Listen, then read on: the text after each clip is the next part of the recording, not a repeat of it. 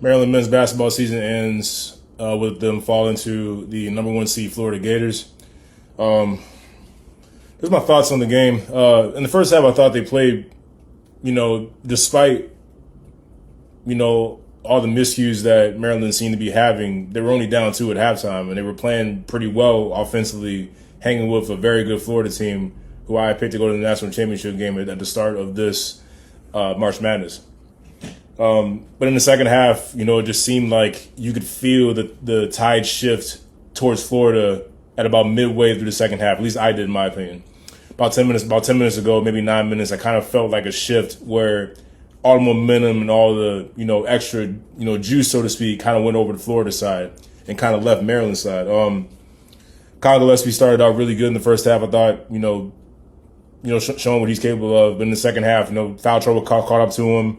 A few turnovers here and there, and just really didn't get himself going again in the second half. Rodney Rice is very up and down, streaky at times, but then there's times where you don't know he's out there. Selton Miguel was an absolute no-show on offense. I was very surprised at that because I believe he's a lot better than that showing. Derek Queen was amazing. There was nobody on Florida that could guard him.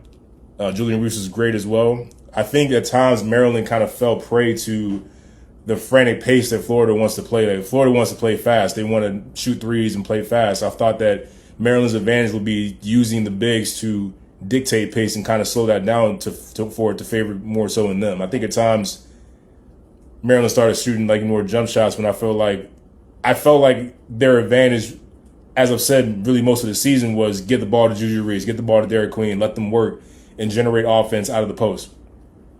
When they did that, they found a lot of success. But there were times where they didn't do that. They decided to shoot a contested jumper, not go to the bigs right away when I thought they should have. And, turnovers started piling up. Florida stopped turning the ball over. And the biggest thing was Maryland got absolutely dominated on the boards, both offensively and defensively. Anytime you give up 10-plus offensive rebounds, anytime you get out-rebounded total of over 20, you're not winning that game. A lot of talk about what's going to happen with Coach Kevin Willard. There's been, talks that there's been rumors that, he's looking at the Villanova job that's open right now. He came to the press conference and said he doesn't know what's going to happen right now.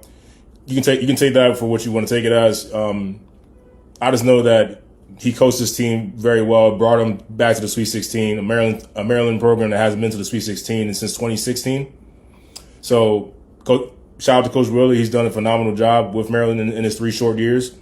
You got to give him credit where credit is due.